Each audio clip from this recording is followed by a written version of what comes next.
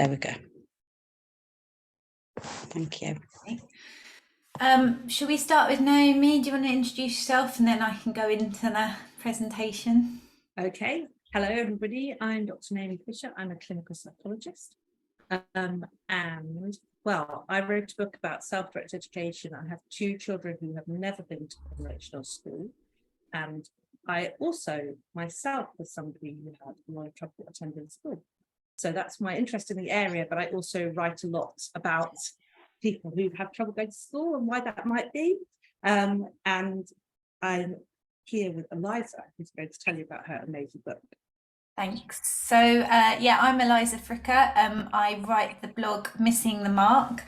My first book was the family experience of PDA, and then very recently Can't Not Won't has come out, and this presentation is based around that. So it's about 20 minutes, the presentation, and then Naomi and I will do a little Q&A, and then we'll open it up to everyone else, so we can have a chat at the end. It's not the jolliest of stories, but it does have a slightly happier ending, so do you bear with me. It's not sad all the way through, I promise. So we'll get started. Oh, there we go. Come and use the space, Lexi. Why is she doing that? It's fine, you can go now. She'll have to learn to get on with it. Hi, I want a toy. Lexi, no, get off, I want a toy. You can't keep making allowances.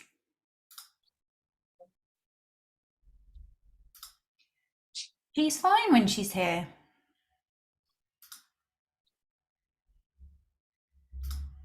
Do you think we need an EHCP? No. September 2019, first and only day of secondary school. We are deeming the day a success. We don't take children like that. We'll leave in 5. I don't know. Shut up. This was our life for 8 years. From nursery to the first and only day of secondary school. And most of the narrative was that eventually they would break them in and that they'd eventually be like all the other children. They would learn to be like everyone else. But mostly it was they were fine at school. And we were worrying, fussing, too anxious. She's lovely, it'll be okay, okay? Yeah, sorry, I'm fine. The woman and her child. You okay? Yeah, fine. So we got courses to go on. Coffee mornings. I like your dress, thank you. So now when you want them to go to a social occasion like a wedding, they will at least say the right thing, or you could not make them go. We got coffee mornings about what an ASC child is like. And we got parenting classes about adding more structure. You must have a whiteboard if you have an autistic child, apparently. So now they can say I'm feeling red when they're angry. Why can't they just say I'm hacked off?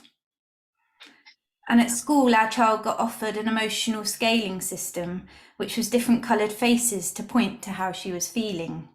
It was even called Just Right, to really hammer home that there was a right and wrong way to feel in school.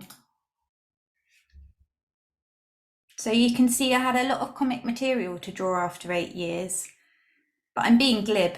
The truth is that much of this made me feel quite unwell because the onus was on us, the mother and the child. So now we're going to talk about what our concerns are when our children start secondary school. Uniform, homework, weak bladder, getting lost, being bullied. So there will be hurdles, but they will learn to cope. I wanted an individualised approach with consistent relationships.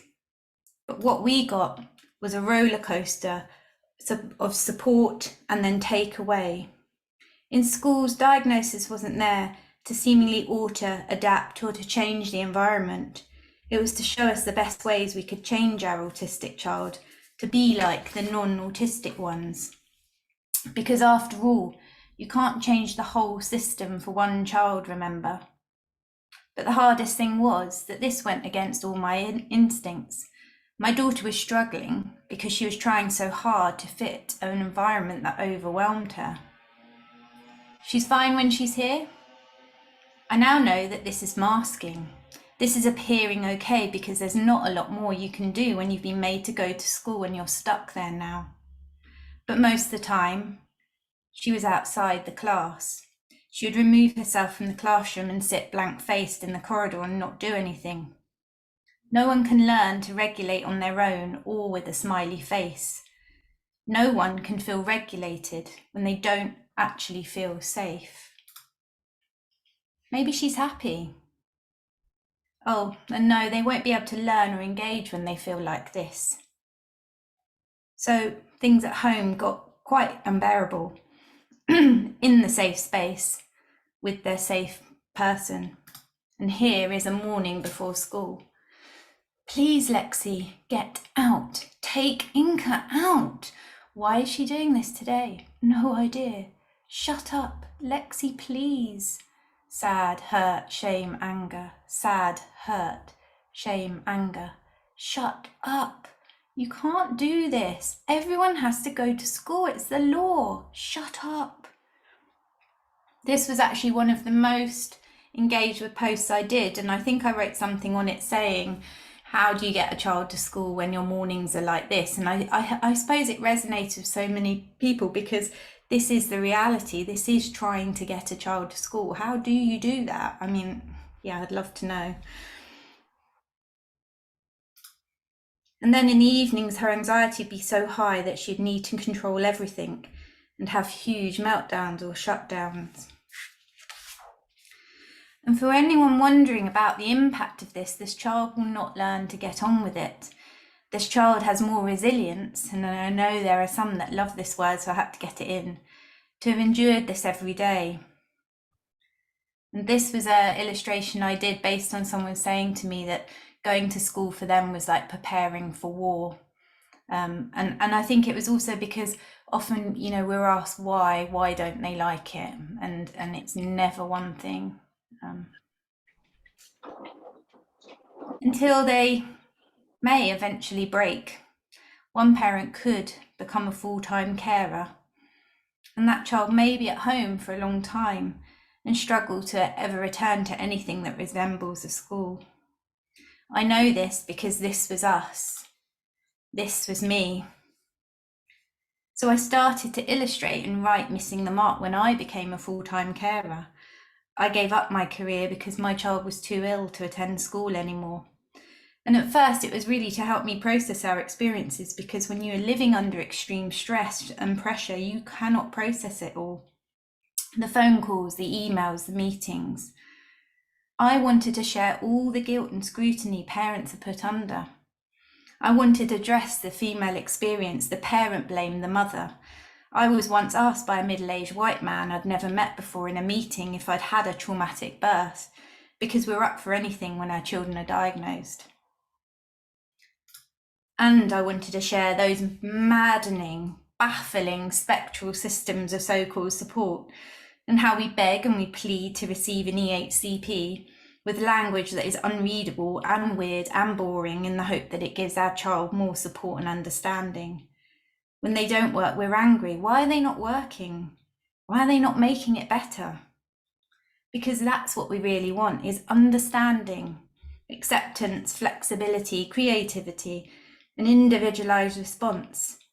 But in our case, it never came. Have you tried a visual timetable? Did you all have a nice half term? It wasn't great actually, I couldn't get her out the house. So here's a visual timetable, you can plot your week, and it was pretty lonely. You can have pictures, make it fun. She hardly spoke. So years on, this is why I continue to draw and write. I mean, there is a lot of material out there because there is no fix. No amount of laminated sheets can create a solution or outcome, and that is an EHCP word, because our children don't need to be fixed. They need a real and true understanding of neurodiversity, and once we have this, then we stop trying to change these children. Have you got a whiteboard? If everyone who is working with our children can imagine how things are for them, to really see things from our children's perspective and ours, they'll hopefully have the empathetic response needed. Time, relationships, not questionnaires. Oh, and if you're thinking, why didn't I just not send her to school? Well, that's the tricky bit. Is she wanted to go, she wanted to be with her friends.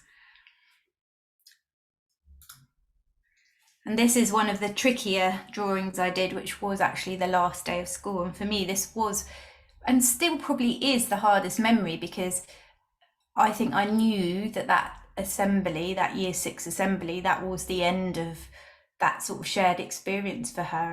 And it wasn't that she didn't want to be with those friends and she didn't want to have fun and have a nice time. And I think that was probably the hardest bit, that I knew we were, well, kind of facing a bit of a cliff edge really at that time. You see, we're not all lounging around, mucking about, bunking off. My child wanted to go to school. And I really do think if we could have had fewer frustrated emails, less anxiety, less fixing, less masking, less laminating, it could be achievable. Honestly, I don't even really want an EHCP, and in the realms of education, a diagnosis, because it narrows the lens. Because it's not my daughter, it's not us. I'm not sure anyone will vote for their outfit. No way. I want there to be less of it all, because instead we have an education system that understands and is able to bend and flex and be based on the individual's needs. We'd have learning options. We'd have different ways that don't require court cases and private reports and special schools. But what about GCSEs? This or this? Did you find a good basketball picture? So here's the postman. Draw his fat tummy. Which one would you buy? Ooh, that looks good. Since starting my blog, I've been overwhelmed by the response from parents and educators. This brought me to tears after years of struggling. I feel lucky to have the experience of others such as yourself to guide me and to give me strength to say to the school, appearing fine doesn't mean fine. What you're doing is really important. Keep making noise. Blooming brilliant. I cannot express how every word resonates with me. This is just so unbelievably spot on. I hear you, I am you, our life, thank you. Thank you for drawing my life, nailed it again. I don't think I've ever seen anything more true in my life. How is it we all live in the same story? Your writing is amazing, it captures every moment, thank you. Damn, well, yes, this is just it. As always, this gives a heartbreakingly clear picture of the isolation and trauma many parents, carers of students with additional needs experience, instead of anything approaching genuine inclusion. The government, every educational authority and every school needs to hear this message and do something to improve this, starting here, now.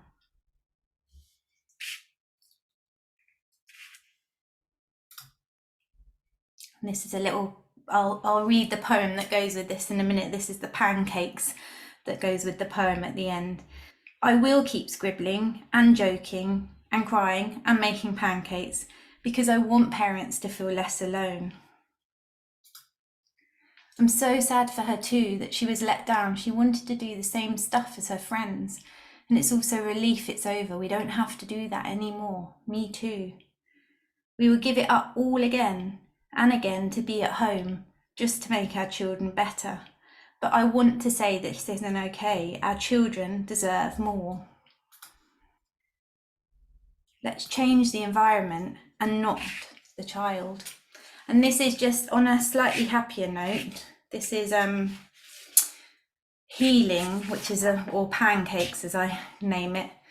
Healing didn't come from egg timers, access to a sensory diet, a timeout card, meetings or books about autism geniuses, people just like you. Healing didn't come from meetings. Healing didn't come from a home to school book. Healing didn't come from a hub. Healing didn't come from group therapy or a checklist. Healing didn't come from people we only saw once. Healing came from watching telly. Healing came from mucking about. Healing came from being together. Healing came from staring out the window. Healing came from pets, slippers, cushions, sofa. Healing came from pancakes. And then just a little bit at the end, this was our last school report we had last summer about our daughter. Now she's in a different place. A fabulous addition to the class, always willing to try new things, calming personality and a subtle sense of humour. Her thoughtful approach has made her an asset to the school. She is well respected and loved by all those around her. She is not only academically flying, but she is showing social skills that are influential to those around her. I could not be prouder, and thank you for allowing me to be her head teacher. So that's the end. That perhaps isn't, you don't see that in my book, Can't Not Won't, but that's to just show that there is a little bit of hope and happiness to the end of our story, and hopefully yours.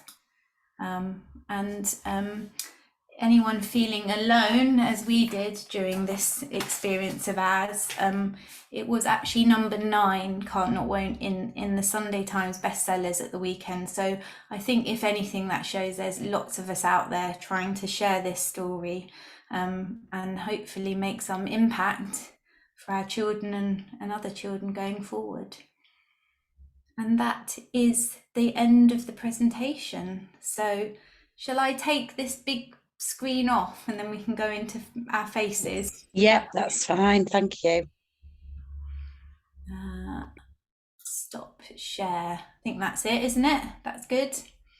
Yeah. Eliza, thank you. That's so powerful.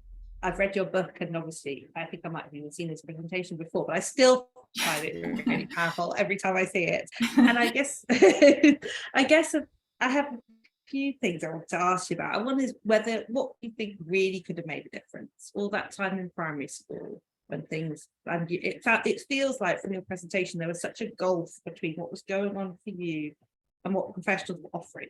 It just didn't seem to connect.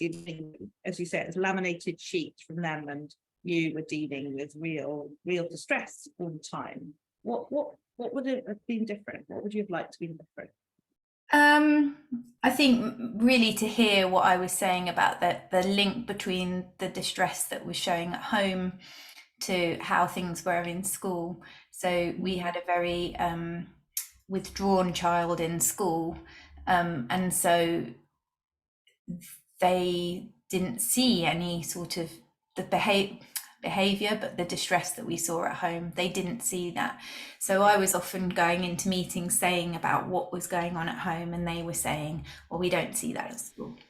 And I think to see that if they could understand the connection between the two, that was showing, was a very good bit of information about how our child was experiencing that environment, and actually being offered options around that. I think if we had people supporting us who said, you know what, school isn't the only option, have you thought about, we really didn't at that time think there was another option. No. So some more honesty, I think, would be nice, and I don't know how much a professional is allowed to give that kind of honesty, but that would have been really helpful.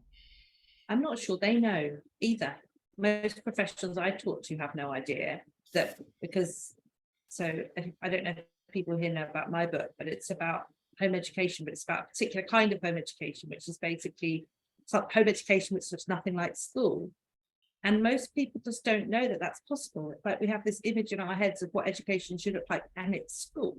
And so people think, if my child isn't at school, I'll have to do school at home, and that would just be awful. Because doing one-to-one in a desk at home, trying to make your child do the stuff you do, would just be awful. Yeah. And I think there's just complete lack of knowledge about any other option at all. Sorry, go ahead. Well, no, and I think that's I think you know, I think that's why there's so much power in these parent groups who are communicating with each other about this, because what we don't get is we don't get that honesty with the professionals we meet. We don't get anyone, we just get them saying, well, they're fine here, they're fine here, they're fine here. What we would like is people to say, no, that must be really difficult, and let's have a chat through what we, because I think options is always really healthy if we feel we've got those, but when you don't feel there are any, that's a very stifling situation to be in, isn't it? Yeah, you're trapped. You feel trapped, and everybody feels trapped, and the child feels trapped as well, because it's all just about got to get them back. The other thing, which there are a couple of things actually. One is obviously the impact on you, which you've talked about, but also you've talked before about how your distress was also kind of used against you. Yeah, well, I've got the illustration which uses a bit of paperwork that was actually scribbled out about me, and I think it's the scribbly handwriting that adds to the just upset for me, and the sting in the text, because it's so off the cuff, it's so scribbly, and just written that I am anxious, mum is extremely anxious, and that's written alongside my child's difficulties. And you know, I think you said that really powerful thing. You said you'd be worried if a parent wasn't anxious in that situation. Yeah, it would be really weird, wouldn't it? You'd say, my child's really, really struggling to go to school. Every day is really awful. They are really unhappy when they're here, but I'm not anxious at all. I was like, I remember we had that conversation. I said, if a parent said that to me, I'd be worried. Yeah. I'd be like, why aren't you anxious? Yeah. You know, it's just a normal reaction, isn't it, to that situation? It's just an awful situation to be in. Yeah. And you know, the fine thing is so interesting, because I actually remember that being said about me when I was at secondary school in the when was it? It must be the 1980s, early 1990s. And I absolutely hated school, and I had very poor attendance. And I remember the deputy head teacher said to me, but I saw you yesterday, you with that group of girls, you look completely fine. And I was like, what other option do I have? Tell me what other option I have, because honestly, when you're in a massive comprehensive school of 2,000 kids, you have no option but to appear fine. Yeah, that's it. There is just nothing else. Because I was wanting to talk about the primary secondary thing, because obviously your story is also one that I've heard lots of times about, that transition to secondary school being the final tipping point of just, this is not going to go on anymore. I mean, you must have lots of ideas about what it is, or what do you think it is that means that transition is that? Well, it's just this leap, isn't it? That apparently, you know, it's another arbitrary timeline, you know, another arbitrary thing where we say that this age they are ready for this, and with no prep at all. I think we had a child on extremely low attendance by then. We had an ed psych saying they needed a graduated and enhanced transition.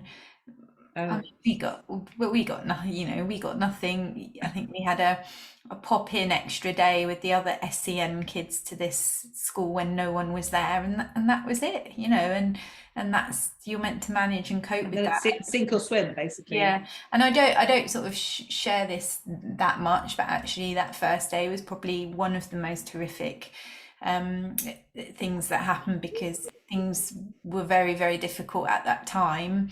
And that first day, she actually was sick with anxiety in school and was texting me to come home, and they said absolutely not, and they made her stay all day. And she came home and she said, can you put my uniform in the wash, it's covered in sick. And that was that, you know. She stopped eating, speaking for quite a long time after that. I mean, what adult would want to stay in a new job? Imagine you start a new job and you throw up all over yourself. Would you want to stay? What would that prove? You know, it's bizarre, that kind of, you know, that's when it goes beyond anything that you can even try and rationalize, you know. It's just being there, and that was a theme, wasn't it, for you? This being there is so important that we're going to prioritize that, even if actually all she's doing is sitting in the corridor. It's this, I talk about this sometimes, is this kind of magic power that school buildings have, just being in them is enough to make sure that information you must be learning. And what is just going to be soaked in by osmosis, all this knowledge. Yeah. And you don't even have to go into it, because we also know people, don't we, who just have to touch the gate. Oh yeah. As long as you get there. We've got this very, very strong focus on attendance, which is, I find, really odd when you think about real learning and what school's meant to be for. It's like we've lost sight of what it's meant to be for, because it's just about being there now. Yeah. Yes. And I wonder, because the other thing you said was she didn't want to leave. She didn't want to stop going to school. And once, has it been, I mean, have some of her fears been realised in terms of not being able to see her friends? Or I think that's always been a challenge. I think, and I think it's something I notice as well when I talk to other parents. Part of it, I think, is an anxiety in the child. So when the child is extremely anxious, I don't know if you've noticed this, that you can't, for a child to, this is the thing, as parents, we're often trying to put suggestions to our children and they don't know what that looks like.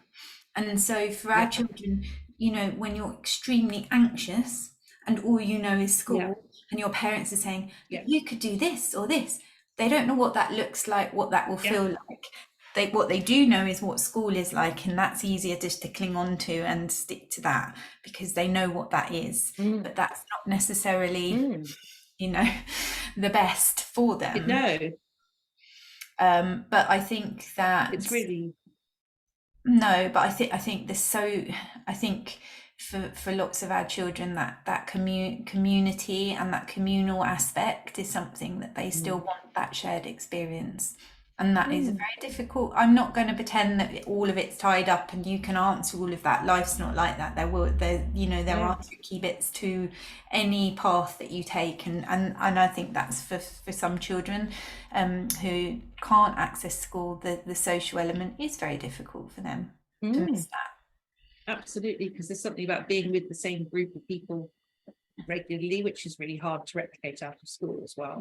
You just be, if you're an anxious person who doesn't just who needs time to get used to people, then there is something beneficial about seeing people a lot.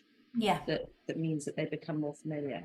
And I had something else I was going to talk. I know what I was going to talk about. I was going to say that I think it's parents as well, because I didn't send my children to school, and one of the reasons, the main reason I didn't send them to school was because I thought it would go wrong.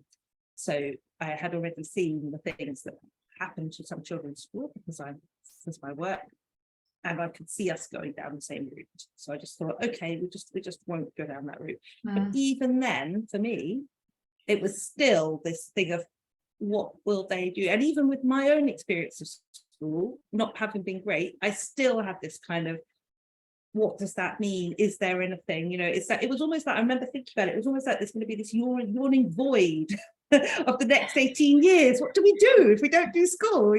What happens in a childhood if you don't go through the year groups and do everything you're meant to do? It's just so hard to imagine anything else, isn't it?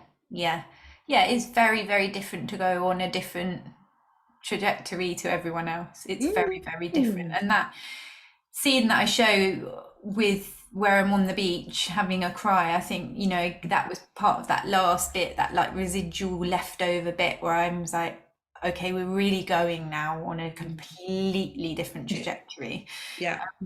And it was part sadness, but it was part relief, when you've done something that's very difficult for a long time and you finally say, okay, we're gonna stop this now and pull the plug. But it's you do feel very much like you're going it alone, don't you, when you do that? It's and all the messages there about what a bad thing that is to do, it sort of gets rediscovered again and again, doesn't it? Of haven't you tried that sort of work? And it's so punitive. A lot of the stuff in the press about not going to school is all about, there's been stuff recently all about basically truancy and skiving, and it's all so actually that was Fran Morgan who wrote that put together the book Square Peg about the education system. She wrote a letter for the Guardian this week, and it was a really good letter, but they changed the title to Truancy. No, what did she I didn't see that. What did she call it? so she was so upset because I actually shared it on Facebook, and parents Yeah. saying this is great, but they're saying truancy. So she wanted to call it pushing families, because Michael Gove wanted to take away child benefit. Yes. So she called it pushing families into poverty will do nothing to address the barriers to school attendance. The Guardian changed it to pushing families into poverty will do nothing to stop school truants. So they're still using that word in There's so 2000. much negative language. Well, yes. I mean, the Sky News was using Skivers. No. Yeah, they were. Michael Gove said that family of Skivers will have to get their benefits cut. It's just amazingly derogatory. The whole thing is just. I might have to put a picture up of myself with Skyver underneath. Skyver, truant, dropout, loser. It's just so. There's also we told our children not to use name calling, and then it's all right. Yeah, it's okay if their children don't go to school. Apparently, then you can call them anything you want in the newspaper. Wow. No, it's awful, and there's no positive narratives, are there? No. There's no positive narratives of actually what can it be like, and how different can it be? And yes, it's anyway. Is there anything else that you'd like to talk about before we open it up to questions? Well, just the importance of options, I think that I would say, I think that we fall under, there's two umbrellas, isn't there? You go to school, you don't. And that the don'ts, there's a lot of different ways and pathways and different ways of doing it. I mean, I never hear the same twice. People do it all different ways. There's some people have different kind of tuition services at home. Some people do deschooling. Some people find a completely different kind of way of learning. So they use different learning centers. There's so many different, and I think that's something we don't know about, that there are so many different options within that. So it's really surprising. I agree. You just don't know. So my children go to a part-time self-directed learning center now. Most people don't know it exists or it's there. And it just carries on. It's been there. They've been there for about 20 years. But yeah, people find so many creative ways too, don't they? Like people will be doing, with younger kids in particular, they might be doing things like forest school, and then they might be doing all sorts of different stuff. It's not necessarily like a school replacement. Just steps in. No. Yeah. And also the thing you said at the end, I really like that report about your daughter. It's so lovely. The report you have from her new place, but also just what a different environment makes. And actually there's a cartoon which I love that you did, which is the Sunday Monday one. I don't know if people have seen that one, where you've got Monday and the girl's going off with her friends and her mum's waving her goodbye and saying have fun, and then Monday and she's just like this in her hoodie, and the teacher's looking I had a conversation today with a friend actually whose child is struggling with school, and we were talking about that and how, because you did a post, didn't you, that was really good about where it's almost seen like they can't understand. It's a bit like we were saying with the socializing with friends. They can't they're playing at playtime. If they're having a hard time at school and not enjoying it, how are they managing that? You can't be you almost have to be this consistently one thing of utter misery at all time, or it's not, or it doesn't count. Or it doesn't count. yes and go on. Well, just so that then you end up sort of feeling like you're making it up because you're trying to force and even the HCP sort of makes you say the worst things that are, because in our new learning environment, they say, well, we don't see any of that in the HCP. Well, that's because that's, in the other environment. Because it's completely different. And, so that I wrote that post, which is what's it's called something like, but she's so capable, wasn't it? Which was about people that I worked with when I worked with children, and then I would see them in Sainsbury's and they were like these completely different children. But actually what I was remembering when I wrote that was my own experience, because I was remembering what it was like to be at school, and then when I wasn't at school, how difficult it felt to not be, what am I trying to say? Basically, I felt like I couldn't be all right out of school. When I was out of school for the day, it was almost like I had to be sick, or not pretend, but it was like I had to say I had to be not okay, because if I was okay, it would be, well, you're fine, so you can go back to school. And I actually had physical symptoms when I was in school. I swelled up. I had these glands that used to swell up around things. only in school or school specific Wow. symptoms. I know. And I'd be at home and I'd be absolutely fine. And of course, everybody say, yeah, absolutely fine, going to school, all these symptoms. And so, of course, they start to say, oh, well, she's making it up, she's malingering, she's all this sort of stuff. But I remember that awfulness of also thinking in my own head, am I making it up? Am I just doing this because I do really... remember that when I used to have those sick days, and yeah, is this just because with children we do that all the time, don't we? It's something I've really consciously tried to bite my tongue with my children. The kind of, are you sure? You know, oh, I'm feeling ill. Are you really sure? Don't you think you could go? And it's funny because my children have never been to school, but they have a very strong reaction to anything that's at all like school. And if I say to them things like, are you sure? They'll say, yep, I told you. And it's like, okay, that you told me, yes. But it's like we kind of undermine their sureness all the time. And I definitely have got that as an adult. Like when I felt ill, if I wanted not to go to work because I felt ill, I would be like, am I ill enough? Should I really be, should I be pushing myself in? And I know I'm not alone in that kind of feeling of, am I really ill enough? yeah. It's ridiculous. Anyway, shall we see if anybody has got any other questions for us? Yeah, I know people have been sharing stuff in the chat. Yeah, they have. Do you want me to look through the chat, or do you want